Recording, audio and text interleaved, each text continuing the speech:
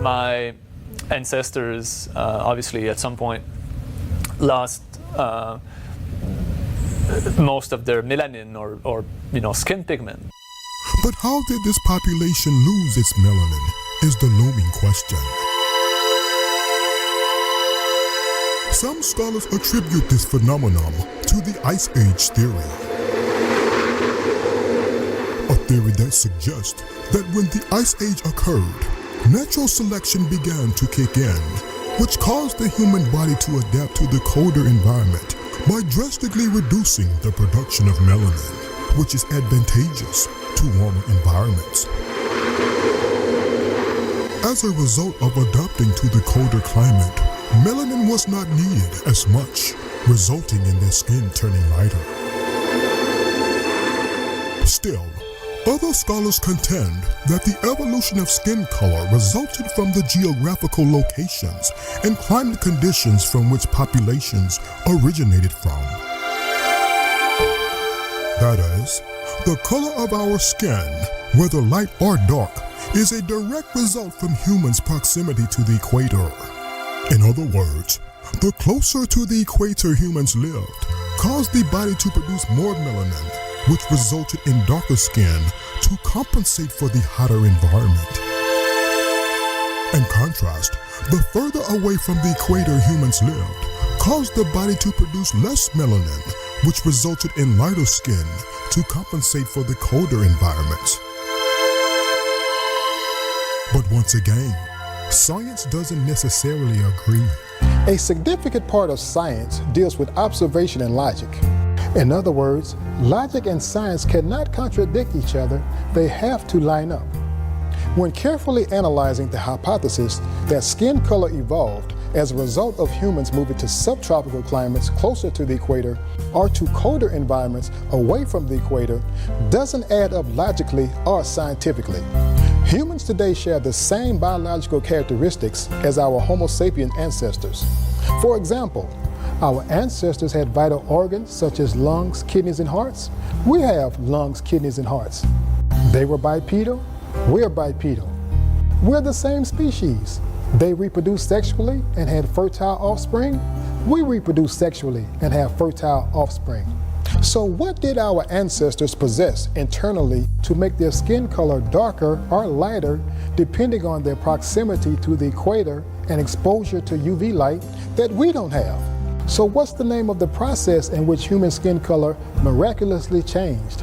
What part of the body triggered that to happen? What's the scientific explanation to the process? Where is the collection of data to analyze? Where is the evidence to support these assertions? Did our ancestors have some magical cutoff switch that interacted with the sun that said, my skin is yellow, stop turning darker? Then others had a magical cutoff switch that said, my skin is light brown, stop turning darker. Then others had a magical cutoff switch that said, my skin is dark brown, stop turning darker. If their hypothesis is true, then everyone who lives along the equator should have the same colored skin. So why is it that all the populations who live along the equator don't have the same skin color? In other words, why did this phenomenon that supposedly happened 15 to 30,000 years ago not occurring today? If your answer is lack of vitamin D, then why don't we see malnutrition kids who are vitamin D deficient in third world countries skin turning lighter? Or why don't we see dark-skinned people living in areas such as England where the sun's UV rays are short, skin turning lighter? On the other hand, why don't we see people with extremely light skin who live in places such as South Africa where the sun's UV rays are harsher, skin turning darker, and producing darker offspring? Again, where is the collection of data to analyze? Where is the evidence to support these assertions?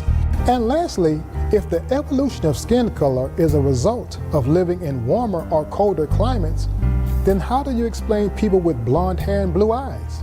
How do you explain people with red hair? Characteristics which clearly point to recessive genes. Did the sun or lack of it change that as well? Once again, from a logical standpoint, it doesn't make sense, and from a scientific standpoint, it seems to be based purely on conjecture. So what does make sense, you ask? If various skin colors aren't caused by exposure or lack of exposure to the sun, Then what gives us different variations of skin color? More importantly, what does science say about the matter? Again, it all surrounds around the word we mentioned earlier, which is mutations, random changes in a DNA sequence. Science, along with genetics and biology, point to a skin pigmentation disorder caused by DNA mutations known as albinism as the centrifugal force of the evolution of skin color. In particular, oculocutaneous type 1 albinism and oculocutaneous type 2 albinism. Albinism is a group of genetic disorders that are associated with lack of pigment in the skin, hair, and eyes. Albinos have the same number of pigment-producing cells as everyone else. They just lack the ability to produce or distribute the pigment in their body. Albinism isn't limited to only humans. A huge population of the animal kingdom can create an offspring with albinism as well. For example, this alligator with naturally dark pigmentation can create this alligator with albinism. This tiger with naturally dark pigmentation can create this tiger with albinism. Likewise, this horse with naturally dark pigmentation can create this horse with albinism. Even snakes, squirrels, and deer can create offspring with albinism. This genetic mutation has been occurring in humans for thousands of years. It's a genetic mutation. Usually it's inherited, and so it's autosomal recessive, meaning that you have to have 2 mutated genes for it to appear on your skin. If you just have 1 mutated gene, you're a carrier, but you'll still have normally colored skin because you still have enough active enzyme where you're making the pigment. And so you can have 2 parents who are carriers, so each of them has 1 normal and 1 mutated gene, and then their child can have albinism. Indeed, just as people who look differently are caused by genetic mutations, albinism is caused by a series of genes mutating within the body. The aftermath of the mutation process takes place beneath our skin in a group of specialized cells known as melanocytes. Melanocytes kind of sit at the bottom, one of the bottom layers of what's called the epidermis, the first layer of the skin. What they do is they make melanin, and they send that melanin throughout all the skin cells. All races and all colors of people on Earth have the same relative number of melanocytes. Those are the amounts of pigment-producing cells in the skin. Everyone has the same amount. Now, Caucasians or lighter-skinned people have less production in their melanocytes of pigment. So that manifests as their lighter skin tones. Darker skin patients make more melanin, and so their melanocytes are pumping out more pigment, which manifests as a darker color. And so what happens in albinism is that you have the melanocyte, you have the factory, but what you can't do is make or distribute the pigment, so you never see the pigment. The word oculo refers to the eyes. The word cutaneous refers to the skin. The word oculocutaneous refers to a genetic disorder that affects the eyes and skin, but to varying degrees. As mentioned earlier, the 2 most common forms of albinism are oculocutaneous type 1 albinism and oculocutaneous type 2 albinism. Oculocutaneous albinism type 1 is sort of the flagship of these diseases, where you have complete absence of the tyrosinase enzyme. And so that enzyme is critical in making melanin. And so if you don't have that enzyme, you can't make pigment. So people who have oculocutaneous albinism usually have really light colored or red colored eyes. The hair will be a sort of blonde white color. The skin will be very pale, almost translucent, where there's no pigment there. Oculocutaneous type 2 albinism refers to people who have extremely light skin, eyes, and hair. but possess the ability to produce small to moderate amounts of melanin in their bodies, allowing for the skin to tan slightly. Oculocutaneous albinism type 2, and it tends to have a yellowish color to the hair, as well as the skin. They can have a little bit more of a tan. The eye color of people with oculocutaneous type 2 albinism can range from various light colors, but oftentimes it's blue. Melanin not only gives the skin its color, it also gives the eyes its color as well, in particular brown. Just as albinism is caused by low amounts of melanin being produced by the body, blue eyes are the result of low amounts of melanin being produced in the iris. Understanding these two types of albinism reveals a clearer picture of the evolution of skin color. Do people ever mistake you for being a white lady? Yes, all the time. Ones that don't know any better about me, about albinos, they ask me questions, like, are you white? Or is your mother white? And I tell them no, then I explain it to them that I'm albino. And what color is your kids? Like that. Yeah, there's a lot of them that don't understand. And some people do mistake me as a white person. I say, no, I'm not white, I'm an albino. They say, what that mean? I say, I'm black. It just don't show. The color don't show that I'm black, but I'm black. My parents are black, come from black family. This is where Dr. Diop's assertion of the two types of Africans that he says were in the original population from which all humans come from, but who have different features, comes into the picture. When two extremely dark-skinned people, who Diop refers to as having jet black skin, coarse hair, white noses, and thick lips, produce an offspring with albinism. Oftentimes the offspring will look like the person shown here, with extremely light skin, yellow or blondish coarse hair, a white nose, thick lips, and light eyes. But notice the lips, hair texture, and nose size are consistent with what's referred to as black, African American, or African features. But when two extremely dark-skinned people, like the second African described by Dr. Diop, with jet black skin, extremely straight hair, thin noses, and thin lips, produce an offspring with albinism, oftentimes the offspring will look like the person shown here, with extremely light skin, yellow or blondish straight hair, a thin nose, thin lips, and light eyes, which are oftentimes blue. Now let's look at the two side by side and compare them. Notice that both of their offspring have very light skin, yellow or blondish hair color, and light colored eyes. The only differences between their offspring with albinism are the hair texture, nose, and lip size. A person with albinism and a person who is referred to as white share many of the same characteristics. For example, they both have recessive genes. They both are created by people who are carriers of recessive genes. They both produce lower amounts of melanin, which causes their skin to be extremely light.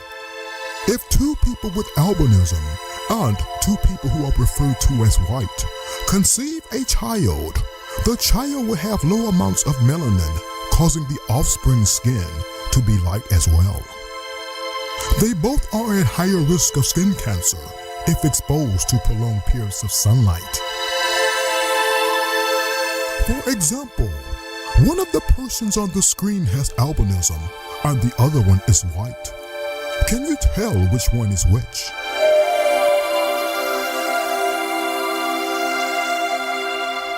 Let's try it again. One of the persons on the screen has albinism and the other is white. Can you tell which one is which?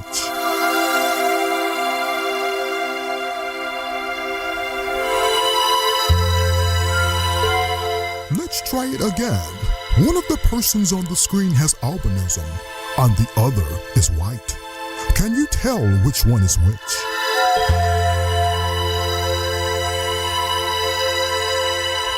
And again, these small squares represent a sample of skin color. One person has albinism and the other one is white. Can you tell which one is which?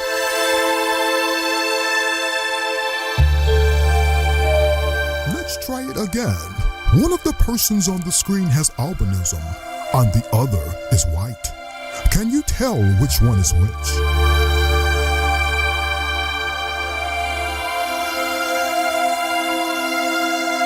The aforementioned observations reinforces that a person with albinism and someone who's considered white share many of the same characteristics.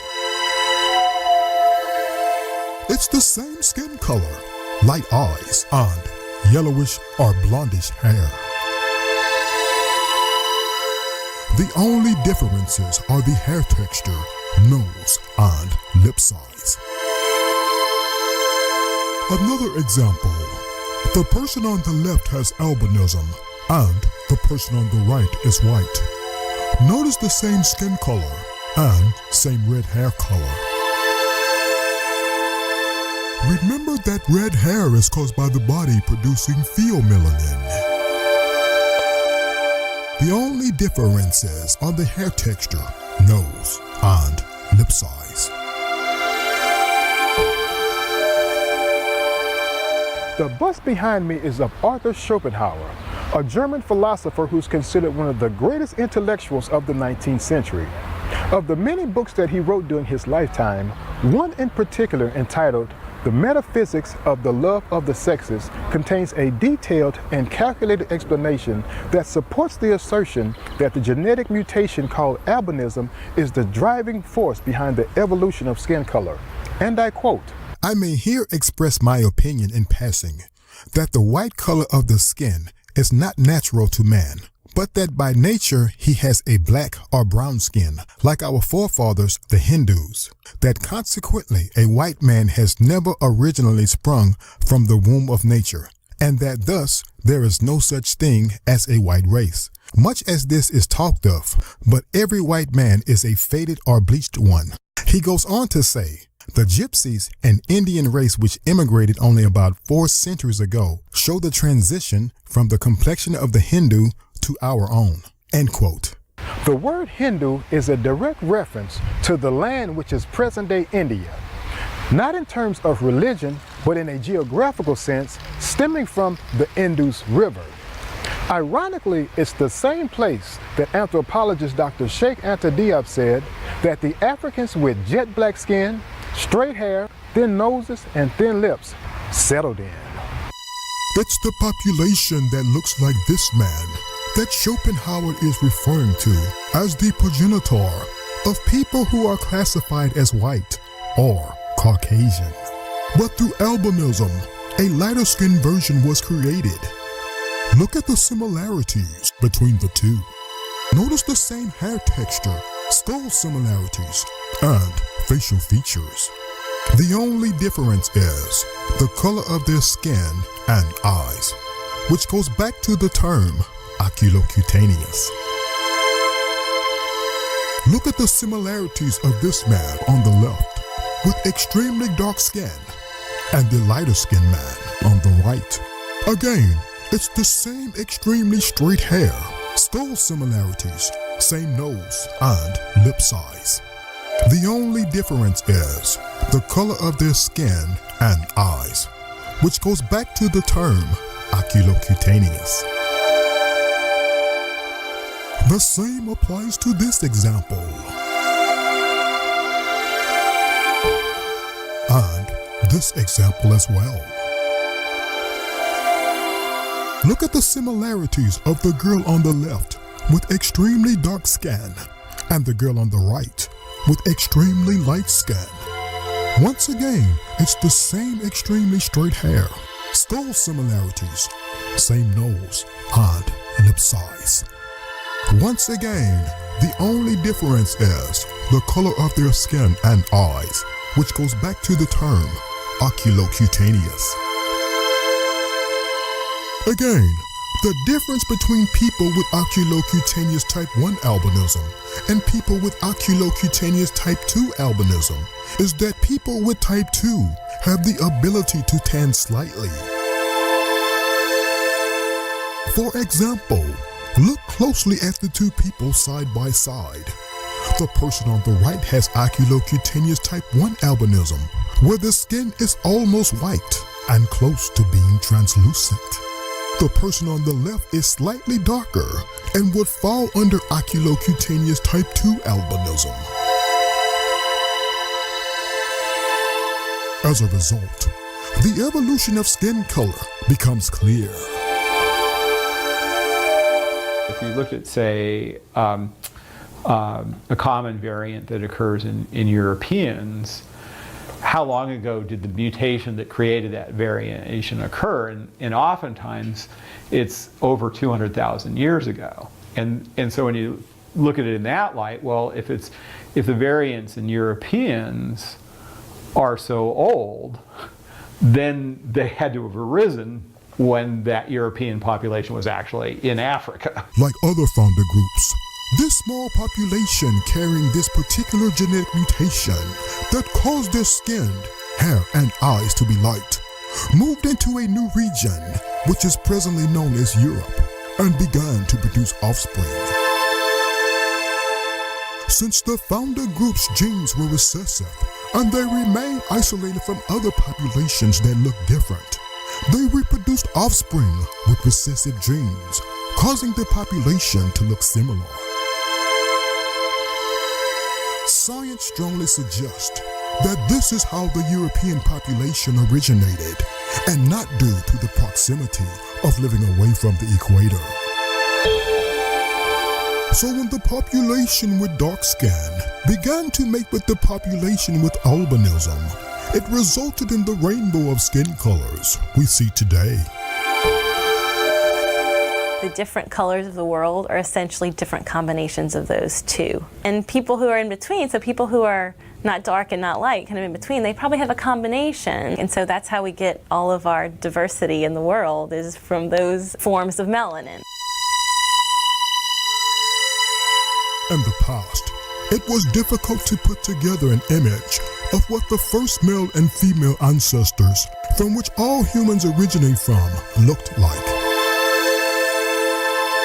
But through a series of rigorous deductive analysis, we can infer through the diversity of humans today how they looked. Number 1. Skin color. Science emphatically tells us, through the discovery of the oldest fossil remains, that our ancestors lived in Ethiopia along the equator. Ethiopia has an extremely hot climate, which indicates that in order to survive the intense heat, their skin had to be extremely dark pigmented, in particular, jet black. Biology and human genetics concur that two people with light skin, such as the population that migrated to Europe, can't create jet black skin. Biology and human genetics also concur that people who have light brown skin, medium complected, or dark brown skin cannot create people with jet black skin. With this being established through biology and human genetics, we can infer that the original population, from which all humans can be traced back to, had jet black skin. Number 2. Hair texture. When we look at the diversity of humans around the world, we see hair textures ranging from extremely straight to curly to coarse or kinky. We know through science that all humans share a 50-50 mix of genes that were inherited from our parents. With this being established through biology and human genetics, we can infer that the common ancestors, from which all humans can be traced back to, consisted with people who had coarse or kinky hair, and people with extremely straight hair. Number 3. Nose and lip size. For noses, When looking at the human population today, we see nose shapes that range from very wide to extremely thin. For lips, when looking at the human population today, we see lip sizes that range from very thick to thin. With this, we can infer that the common ancestors that all humans can be traced back to had wide noses as well as thin noses, and thick lips as well as thin lips. It's through this process of deduction that gives us a clearer picture of what the first male and female, the mother and father, from which all humans can be traced back to, look like.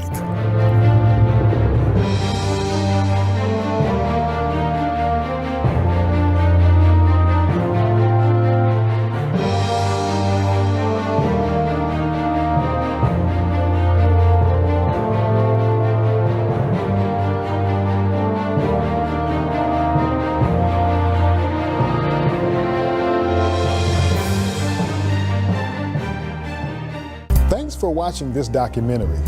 I hope that the information that was shared with you will inspire you to think about an old ideology which can be traced back as far as the 16th century to the Spanish Inquisition in a new way. That's over 5 centuries of being taught that race is valid. This explains why we can look at someone's facial features and hair texture and without hesitation say that that person is black or white or Asian or Hispanic or Indian, because we've been trained that way for over 500 years. The purpose of this documentary is to introduce an alternative way to look at race, which is through biology, in particular human genetics. For example, we place people in racial categories simply because they look different. Human genetics explains the biological process which causes us to look different. That's the part that's sorely missing that can offer an alternative to people in how they see the world. It's also sorely needed because the concept of race falsely teaches us that somehow we're different or possess some significant level of uniqueness. Some have even used the concept of race in association with being superior or inferior, which has been scientifically proven to be false. In other words, we're missing the big picture by trying to classify people who look different into man-made categories that don't make sense, instead of educating the masses through human biology of how genes mutate every generation, which causes genetic variance, which ultimately causes us to look different. In addition, how those people who look different moved out of Africa and settled into new regions, which is called a founder group. And those groups reproduce offspring over many generations without mixing with other groups who look different, which is called genetic isolation. Hopefully, after watching this documentary, you'll have a better framework and understanding that it's what's on the inside of our DNA that determines what you see on the outside of us. As mentioned earlier, the word empirical means what can be validated or rejected due to observation or experiment. If you reject the scientific information that was presented in this documentary of how DNA testing has proved that all humans share a common ancestor who lived in Africa around 200,000 years ago, then you also have to reject the same DNA testing that's used to determine paternity tests, as well as DNA testing that's used in our court systems to convict criminals, because it's the same methods being used. Once again, according to the great scholar Fred Kerlinger, there are 4 ways in which people acquire knowledge or learning. Number 1, the method of intuition. Number 2, the method of tenacity. Number 3, the method of authority. And number 4, the method of science. Hopefully, after watching and analyzing the empirical evidence that was presented to you, you've learned through the method of science. And last, I'll end with a quote from Charles Darwin from his book, The Descent of Man in 1871. And I quote, "We are not here concerned with hopes or fears, only with the truth as far as our reason allows us to discover it. I have given the evidence to the best of my ability," end quote. Once again, thanks for watching. Have a great day.